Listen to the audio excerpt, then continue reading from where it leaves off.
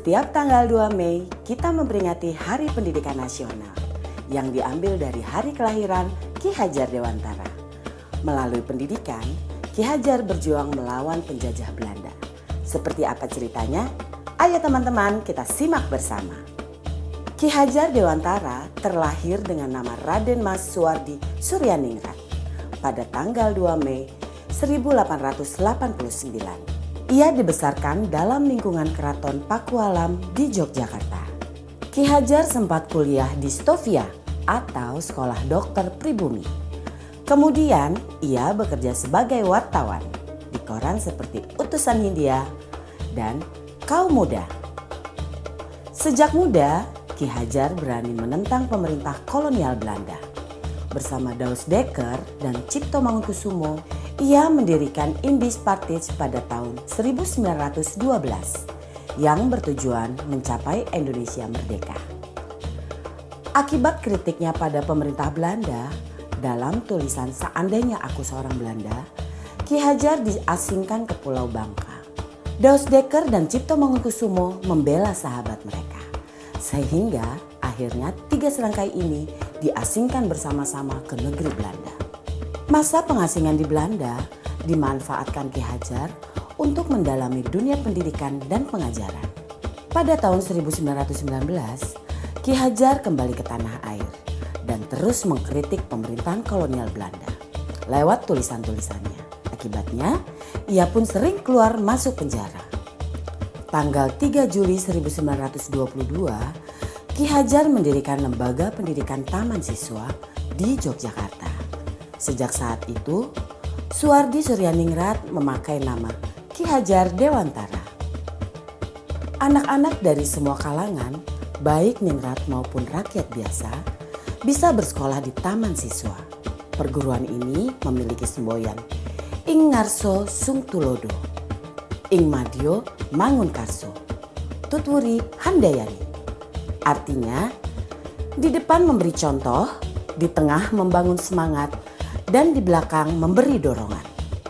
Prinsip ini berlaku untuk semua pamong atau guru dan murid di Taman Siswa.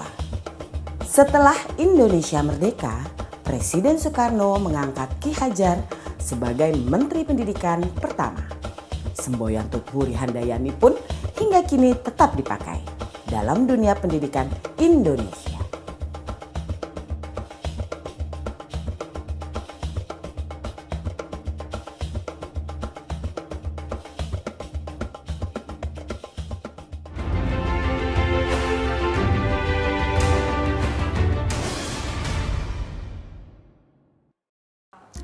Bapak Ibu calon guru penggerak telah menyimak video profil sejarah Bapak Pendidikan Nasional kita Ki Hajar Dewantara.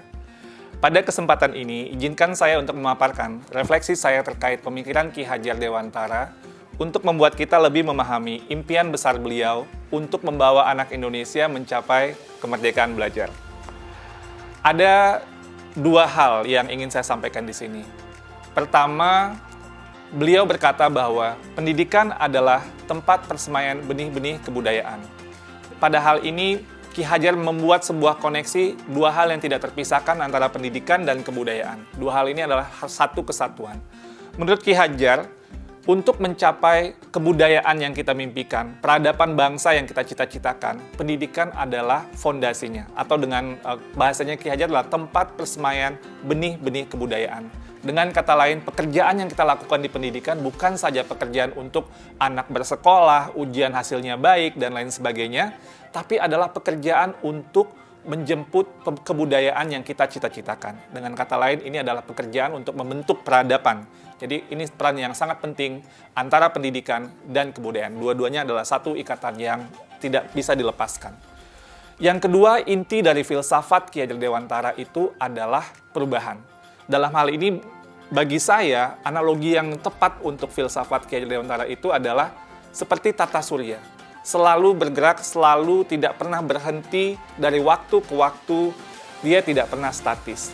Karena itu, bagi Ki Hajar, kebudayaan tidak boleh statis, harus terus bergerak. Dalam upaya pemeliharaan kebudayaan, bagi Ki Hajar, itu harus terus bergerak sesuai dengan kodrat alam dan kodrat zamannya. Jika kebudayaan itu terisolasi, kebudayaan itu akan menuju kehancuran. Pendidikan pun juga sama, tidak boleh statis. Pendidikan harus terus berubah, menjawab tuntutan zamannya. Karena sepertinya kalau dalam tata surya itu, kalau Bapak Ibu bayangkan, kalau planet itu berhenti bergerak, statis dia, itu akan terjadi sebuah chaos, sebuah kekacauan. Dan itulah yang dilihat oleh Ki Hajar bahwa semuanya itu harus terus bergerak dan bergerak, tidak pernah berhenti. Artinya perubahan adalah hal yang kekal, yang harus terus terjadi. Selanjutnya, planet-planet itu pun dalam tata surya tidak ada yang sama. Di sini terlihat keberagaman. Ada planet Merkurius, ada planet Venus, ada Bumi, ada Mars, dan seterusnya. Dalam melihat planet-planet ini, inilah yang kita juga lihat dalam kebudayaan dan pendidikan. Dalam kebudayaan menurut Ki Hajar tidak ada yang sama. Ada kebudayaan yang mungkin seperti Mars, ada seperti Bumi gitu ya, tapi tidak bisa disamakan. Ketika kita melakukan pertukaran kebudayaan, itu bukan untuk menyamakan semuanya, tapi untuk menguatkan identitas dari masing-masing kebudayaan. Dan kebudayaan itu terus berputar dan terus berputar kepada sumbu yang sama. Dan dalam filosofi Ki Hajar, sumbunya ini atau di mana semua planet itu bersumbu itu adalah nilai-nilai kemanusiaan. Dan ini yang menjadi hal yang esensi dari semua kebudayaan, dimanapun kebudayaan itu berada. Baik itu kebudayaan di Indonesia yang beragam maupun kebudayaan dunia yang juga sangat beragam. Esensinya menurut Ki Hajar adalah nilai-nilai kemanusiaan. Pendidikan pun juga sama. Anak tidak pernah ada yang sama. Dua anak kembar itu tidak pernah sama persis, bahkan kembar siam sekalipun. Fitrah dari penciptaan dari Yang Maha Kuasa itu adalah keberagaman. Menurut Ki Hajar, biarkanlah anak-anak itu memiliki keunikannya sendiri-sendiri. Ibarat planet-planet tadi, mereka bergerak dengan kecepatannya sendiri-sendiri.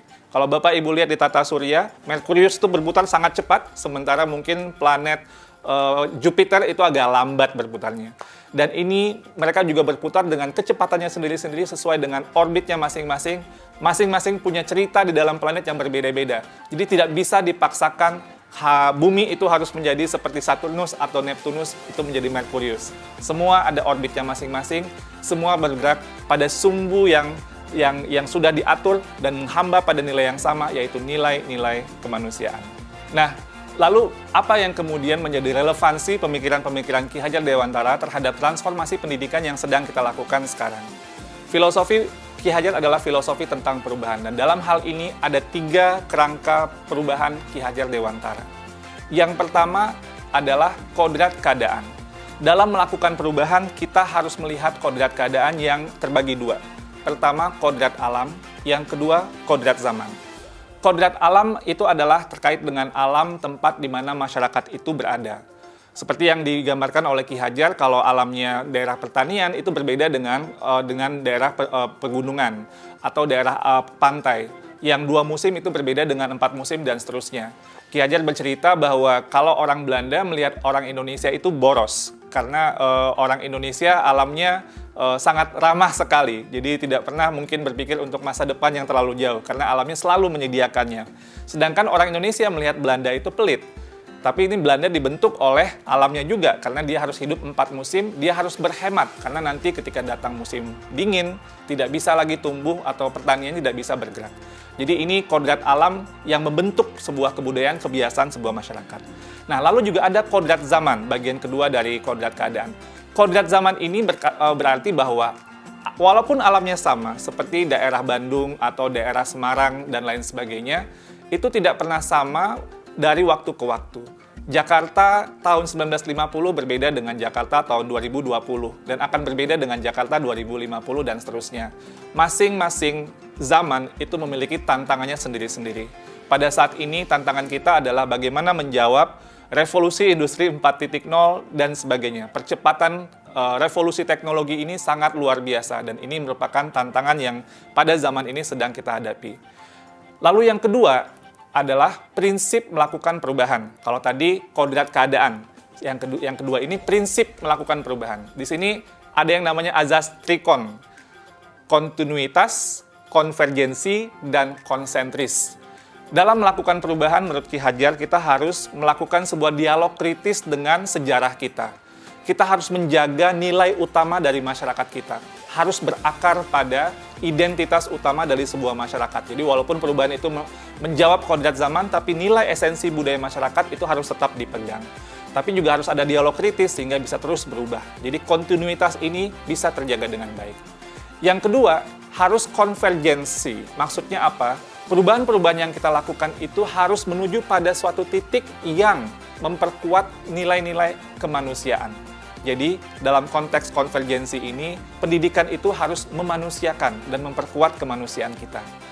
Yang ketiga, konsentris. Jadi, walaupun menuju pada nilai-nilai yang sama gitu, sumbu yang sama, tapi kita tetap harus menghargai keragaman yang ada. Karena kalau konsentris itu ibarat planet tadi, dia berputar sesuai dengan sumbunya, sesuai dengan orbitnya. Tidak bisa dicampur-campurkan.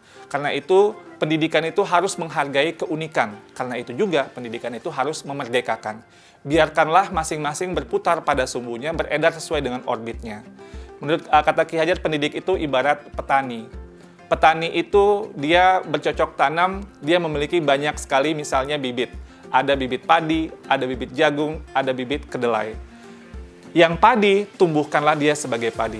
Jangan menumbuhkan padi itu berharap menjadi jagung. Tidak akan pernah menjadi seperti itu. Dan jangan pula memelihara jagung dengan ilmu memelihara padi, nggak jadi tumbuh kembangnya jagung itu.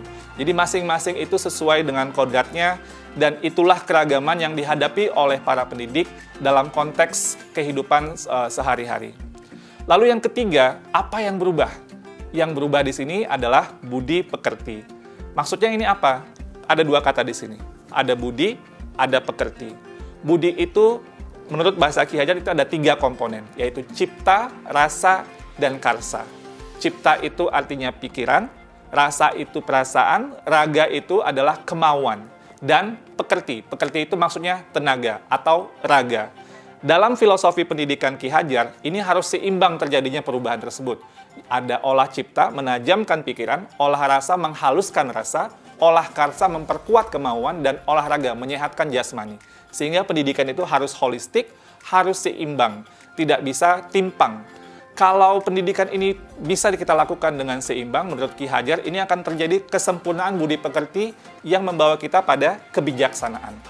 Dengan kata lain, jika kita melakukan pendidikan yang seimbang, tumbuh kembang anak secara holistik, ini akan menghadirkan banyak insan-insan yang penuh kebijaksanaan. Sebaliknya, jika kita melakukan pendidikan dengan timpang, maka kita akan menciptakan masyarakat yang langka, bahkan mungkin hampa dengan kebijaksanaan. Pada akhirnya, semua disiplin ilmu harus menuju kepada kebijaksanaan. Dan relevansi yang kedua dari apa yang kita pelajari dari filosofi Ki Hajar Dewantara adalah keharusan untuk memandang anak dengan rasa hormat, berorientasi kepada anak. Jadi, apa tujuan pendidikan kita? Itu adalah murid, murid, murid. Jadi, menurut Ki Hajar, semua yang kita lakukan di bidang pendidikan dan para pendidik itu harus berorientasi penuh kepada murid. Dengan bahasa Ki Hajar, salah satu azas dari Taman Siswa, bebas dari segala ikatan, dengan suci hati mendekati sang anak, tidak untuk meminta suatu hak, namun untuk berhamba pada sang anak. Kata-kata berhamba pada sang anak adalah sebuah analogi, tapi memiliki kedalaman nilai yang luar biasa. Bahwa Ki Hajar, seorang yang sangat ditokohkan, melihat bahwa berorientasi kepada anak ini adalah hal yang paling utama, paling esensial bagi kita para pendidik. Semoga refleksi singkat ini bisa menjadi sebuah inspirasi bagi Bapak Ibu semua, calon-calon guru penggerak yang saya banggakan. Terima kasih Bapak Ibu penggerak, salam bahagia.